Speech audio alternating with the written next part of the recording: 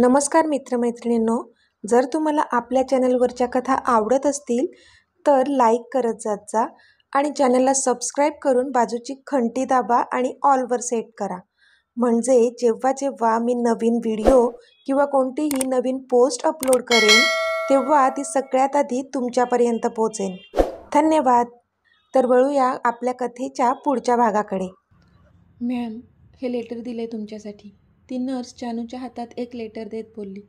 तसं जानूने ते लेटर स्वतःच्या हातात घेतलं. थँक्यू, जानू बोलली. तशी ती नर्स हसून तिच्या कामाला लागली. पण इथे जानूला मात्र राग आला होता त्याचा. मला न सांगता निघून गेलात. एकदा उठवलं असतं तर काय झालं असतं? आणि आता हे लेटर दिलंय कशाला? मला नको तुमचं लेटर. मला तुम्ही हवे होतात. आता अजिबात बोलणार नाही मी तुमच्याशी. तिने मनातच त्याला दूषणं दिली आणि ते लेटर बाजूच्या टेबलवर ठेवलं तिने. आता पुढे. मम्मा, चुळबुळ करतच प्रिन्सेसने जानूला आवाज दिला. तशी कधीपासून त्याच्यावर रागून बसलेल्या तिचं तिच्याकडे लक्ष गेलं. प्रिन्सेस, जानू बोलली आणि जागची उठू लागली. पण लगेच एका नर्सने तिला थांबवलं. मॅम, मी बघते. ती नर्स हसून बोलली आणि प्रिन्सेसजवळ गेली आणि तिने तिला उचलून घेतलं. मला मम्माकडे जायचंय, प्रिन्सेसने डोळे चोळत सांगितलं. तसं नर्सने एकदा जानूकडे पाहिलं. जानूने हातानेच प्रिन्सेसला जवळ द्यायला सांगितलं. तशी ती नर्स प्रिन्सेसला जानूजवळ घेऊन आली आणि तिने प्रिन्सेसला जानूच्या कुशीत दिलं. गुड मॉर्निंग प्रिन्सेस, जानू तिच्या गालावर स्वतःचे ओठ टेकवत बोलली. तशी प्रिन्सेस खुदकन हसली. व्हेरी गुड मॉर्निंग मम्मा, आय लव्ह यू. प्रिन्सेस पण जानूच्या गालावर किसी करत बोलली. गुड मॉर्निंग मम्मा, जिनू हसून बोलला. एव्हाना प्रिन्सेसच्या आवाजाने जिनूला पण जाग आली होती. जानूने पण त्याला गुड मॉर्निंग ग्रीट केलं. मॅम, तुम्ही रेस्ट करा, मी ह्या दोघांचं आवरून ह्यांना घेऊन येते, एक नर्स बोलली. त्यावर जानूने होमध्ये मान हलवली आणि दोन्ही मुलांना त्या नर्सकडे दिलं. जानूने पण स्वतःचं आवरून घेतलं आणि ती तिच्या बेडवर येऊन बसली. थोड्याच वेळात जिनू आणि प्रिन्सेससुद्धा स्वतःचं आवरून आत आले आणि जानूच्या बेडवर जाऊन बसले. मम्मा, आज आपण घरी जाणार ना? जिनूने विचारलं. तशी जानूने हसून होमध्ये मान हलवली. पण तिलाच माहीत नव्हतं की नक्की कोणत्या घरी जाणार आहोत आपण. आपल्या फ्लॅटवर की मग आपल्या हक्काच्या घरी. हे गुड मॉर्निंग, आशू हसून बोलली आणि आत आली. तिच्या पाठोपाठ रॉनीसुद्धा आत आला. मासी, जिनू आणि प्रिन्सेस दोघेही जोरातच ओरडत तिला जाऊन बिलगले. मॅम, मी तुमच्यासाठी ब्रेकफास्ट घेऊन आलेच, एक नर्स बोलली. त्याची काही गरज नाही आहे, मी त्यांच्यासाठी नाश्ता घेऊन आली आहे, गरमागरम थालीपीठं, आशू बोलली. तशी दोन्ही मुलं जोरातच ओरडली. ये थालीपीठं. जानू पण त्यांना पाहून हसू लागली. बट मॅम, सरांनी हॉस्पिटलचं ब्रेकफास्ट द्यायला सांगितलं आहे, ती नर्स बोलली. पण जानूने मात्र तोंड वाकडं केलं. म्हणजे मला न सांगता निघून जायचं आणि आता इथे सगळ्यांना इन्स्ट्रक्शन्स द्यायचे? काही नको, ती मनातच बोलली. का? तुमचे बॉस सांगतील तेच सगळं आम्ही ऐकायचं आहे का? काही नको, तुमच्या सरांना सांगा मला हाच नाश्ता खायचा आहे, जानू चिडून बोलली. तसे रॉनी आणि आशू मात्र एकमेकांकडे पाहतच राहिले. आशूला कळलं नक्कीच बिनसलंय काहीतरी दोघांचं, म्हणून जानूचा फुगा फुगलाय. तिने एकदा रॉनीकडे पाहिलं, पण रॉनीने तिला डोळ्यांनीच शांत राहायला सांगितलं. It's okay sister, she is familiar, Ronnie बोलला. तशी त्या नर्सने ओकेमध्ये मान हलवली. आता कुटुंबातलीच व्यक्ती नाश्ता घेऊन आली आहे म्हटल्यावर ती नर्स तरी कशी नाही म्हणू शकणार होती ना? मग आशूने त्या सगळ्यांना नाश्ता सर्व केला आणि स्वतःसाठी सुद्धा नाश्ता वाढून घेतला. वाव मासी, इट्स सो डिलिशियस, प्रिन्सेस जिभल्या चाटत बोलली. तशी आशूच्या चेहऱ्यावर स्माईल आली. तुम्हाला आवडलं ना? आशूने विचारलं. ऑफकोर्स मासी, आमचं फेवरेट आहे हे, मग कसं आवडणार नाही आम्हाला? जिनू बोलला. त्यावर आशूने हसून होमध्ये मान हलवली. सकाळी उठून तिने त्यांच्यासाठी जी मेहनत घेतली होती त्याचं चीज झाल्यासारखं वाटलं तिला त्यांच्या चेहऱ्यावरचा आनंद पाहून. खरंच आशू, खूप छान झाली आहेत थालीपीठं, रॉनी बोलला. थँक्यू, आशू बोलली. चला, मला आता निघायला हवं, येतो मी, रॉनी बोलला. तशी कधीपासून शांत बसलेली जानूने त्याच्याकडे पाहिलं. भले ती तिच्या मीतवर नाराज होती, पण तरी आता तो कुठे असेल हे मात्र तिला जाणून घ्यायचं होतंच. रॉनी सर, जानूने आवाज दिला. येस मॅम, रॉनी थांबून बोलला. तुम्ही कुठे जाणार आहात आता? जानूने विचारलं. मी आता साईटवर चाललो आहे मॅम, रॉनी बोलला तशी ती नाराज झाली. तुम्ही खरी नाही का जाणार? म्हणजे राज्याध्यक्ष विलामध्ये? तिने विचारलं तसं तो गालात हसला. नो मॅम, बॉसच्या तशा काहीच इन्स्ट्रक्शन्स नाही आहेत, रॉनी बोलला. ओके, ती तोंड पाडत बोलली. मॅम, बॉसबद्दल विचारायचं आहे का तुम्हाला? रॉनीने हसून विचारलं. तशी ती थोडी चपापली. मी का विचारेन तुमच्या बॉसबद्दल? त्यांना वेळ नाही तर मग मलाही नाही. जाऊन सांगा त्यांना, ती चिडून बोलली. तसं रॉनीला अजूनच हसायला आलं. ओके मॅम, येतो मी, रॉनी स्वतःचं हसू दाबत बोलला. Bye Ashu, bye champ, bye princess, तो बोलला आणि तिथून निघून गेला. इथे किंजल तिची बॅग घेऊन हॉलमध्ये आली होती. रीमा मात्र कायाला मिठीत घेऊन होत्या. वारंवार त्या तिच्या गालावर ओठ टेकवत होत्या. त्यांच्या डोळ्यांतून पण अश्रू वाहत होते. आजी, तू का रडत आहेस? मी आजोबांना भेटून येणार आहे लगेच, काया रीमाचे अश्रू पुसत बोलली. तिला तर बिचारीला ह्याची कल्पनाच नव्हती की ती आता तिच्या ह्या फॅमिलीला सोडून कायमचं US ला सेटल होणार होती. मला विसरणार तर नाही ना काया? रीमा डोळे पुसत बोलल्या. नाही आजी, मी तुला रोज फोन करत जाईल, ओके, काया बोलली. तशा रीमा हसल्या. ओके, रीमा हसून बोलल्या. आजोबा, मी लवकरच येईल हां. काया पळत पळतच रामजवळ जाऊन बसली. हो ग माझी राणी. रामने पण तिला उचलून मांडीवर घेतलं आणि तिचे लाड करू लागले. अमित हे सर्व पाहत होता आणि त्याला कायासाठी वाईट वाटत होतं. ह्या सर्वांमध्ये त्या बिचाऱ्या छोट्या जीवाचा काय दोष होता? त्याने एक कटाक्ष समोर उभ्या असलेल्या किंजलवर टाकला. चाचू, काया धावतच अमितजवळ आली. Hey my little angel, Amit बोलला आणि त्याने तिला उचलून घेतलं. So are you going? अमितने विचारलं. येस चाचू, but I will miss you all, ती तोंड बारीक करत बोलली. We do miss you and don't worry. तू जेव्हा जेव्हा आम्हाला मिस करशील तेव्हा तेव्हा मला व्हिडिओ कॉल करत जा, ओके, तो बोलला. तशी हसली ती. ओके, ती हसून बोलली. दिस इज फॉर यू. अमितने एक मोठं चॉकलेटचं गिफ्ट पॅक तिच्या हातात दिलं. तशी खुश झाली ती. थँक्यू चाचू, आय लव्ह यू, ती त्याच्या गालावर तिचे ओठ टेकवत बोलली. तसा हसला तो. काया, तुला कधीही काहीही लागलं तरी तुझा चाचू आहे, ओके, तू कधीही मला कॉल करून सांगू शकतेस आणि तुला जे हवं ते सगळं मागू शकतेस. आय लव्ह यू बच्चा, तो तिला मिठीत घेत बोलला. छोट्या कायाला इतकं काही कळत नव्हतं, पण जे पण कळत होतं त्यातून इतकं तर नक्की कळलं होतं की तिचा चाचू तिच्यासाठी नेहमी तिच्या पाठीशी असणार आहे. किंजल हे सर्व पाहत होती आणि आपल्या मुलीला ह्या घरच्या लोकांकडून इतकं जास्त मिळालेलं प्रेम पाहून तिलाच स्वतःची लाज वाटू लागली होती. कदाचित हे आपल्याला आधीच कळायला हवं होतं, पण आता वेळ निघून गेली होती. शेवटी तिने कायाला घेतलं आणि ती त्या राज्याध्यक्ष विलामधून बाहेर पडली, कायमची, कधीही परत न येण्यासाठी. इथे मोहन आणि नयनाची अवस्था खूपच बिकट करून ठेवली होती अमितच्या माणसांनी. त्या बंद खोलीत अक्षरशः त्यांना मरणयातना भोगाव्या लावल्या होत्या अमितने. उघडा, दार उघडा म्हणते मी, एकतर दार उघडा नाहीतर आम्हाला मारून तरी टाका, पण हे असे हाल नको आहेत.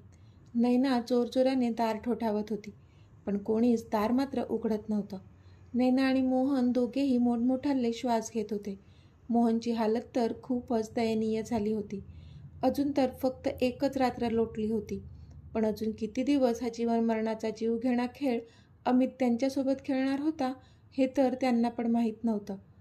अहो, मला नाही सहन होत आहे हे असं काही होईल आपल्यासोबत ह्याचा तर स्वप्नात पण विचार केला नव्हता हो मी, नैना डोळ्यात पाणी आणून बोलल्या.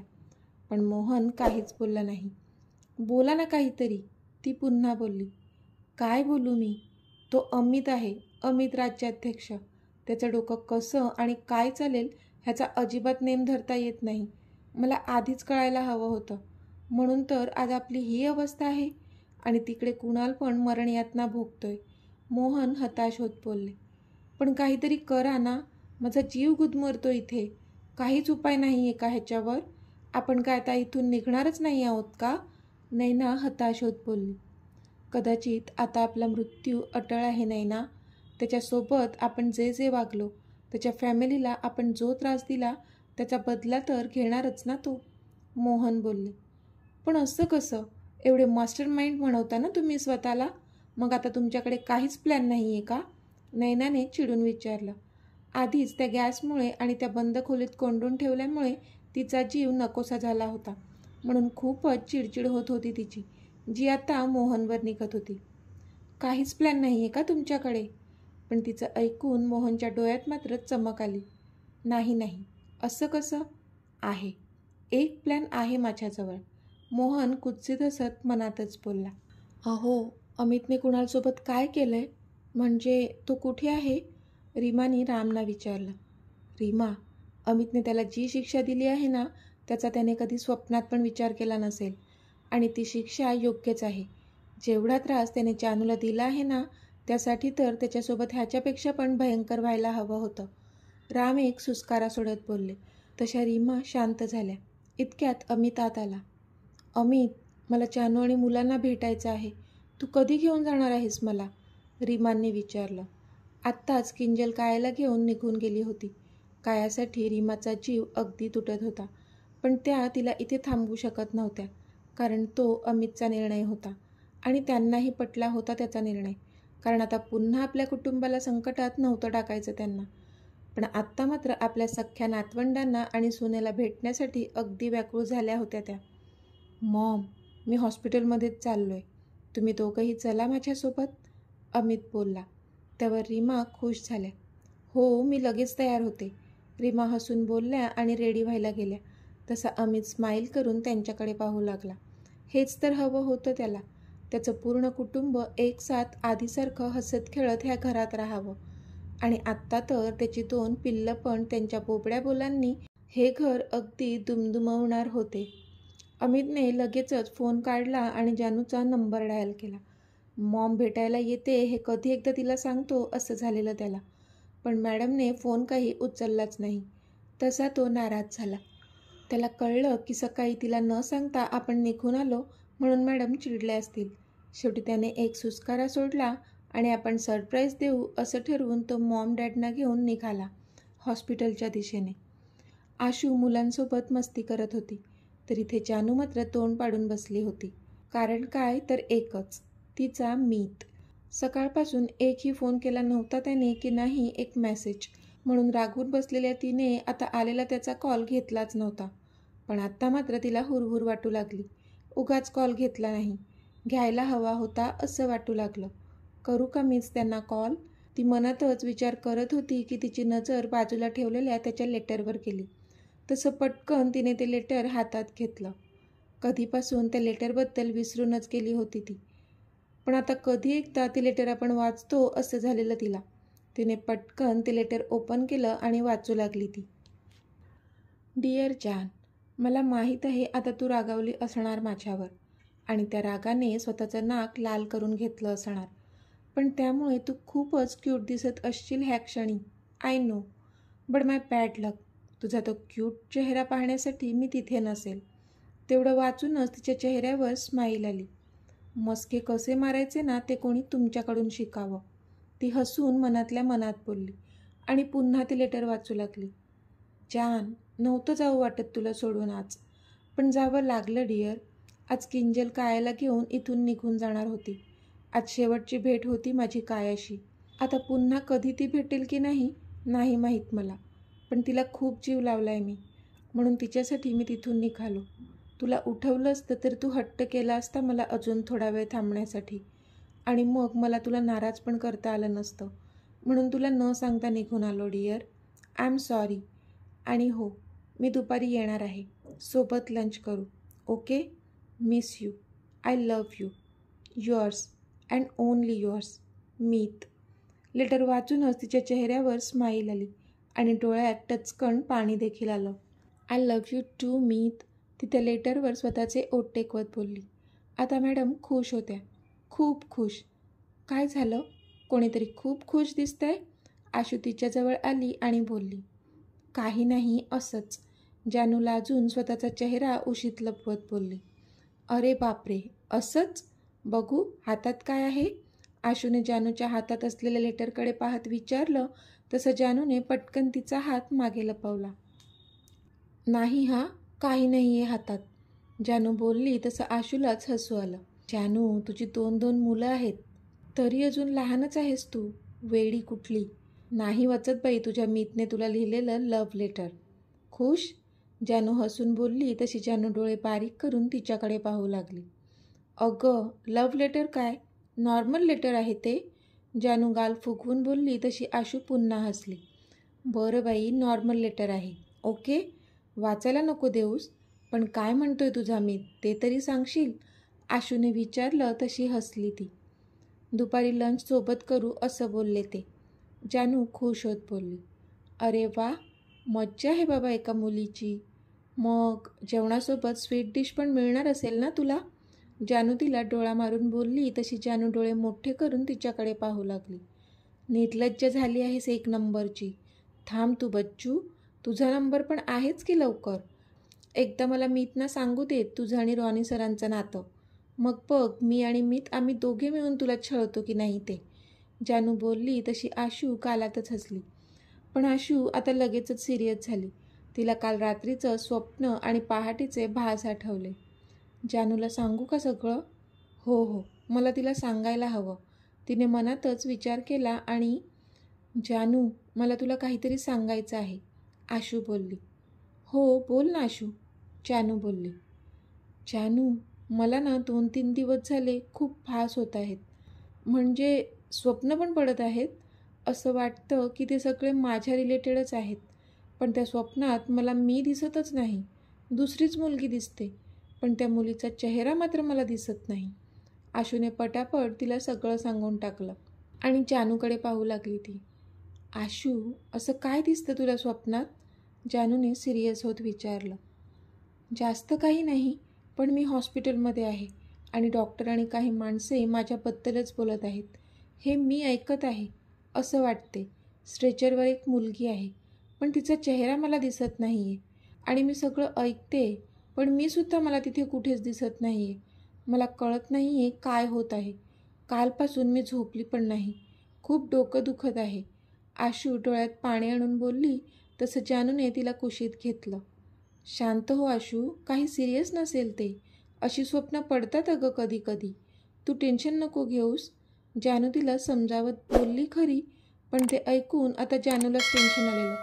कारण जर आशूला हे सर्व स्वप्नात दिसते म्हणजे कदाचित हे तिच्या भूतकाळात घडून गेलेलं असण्याची शक्यता नाकारता येत नव्हती.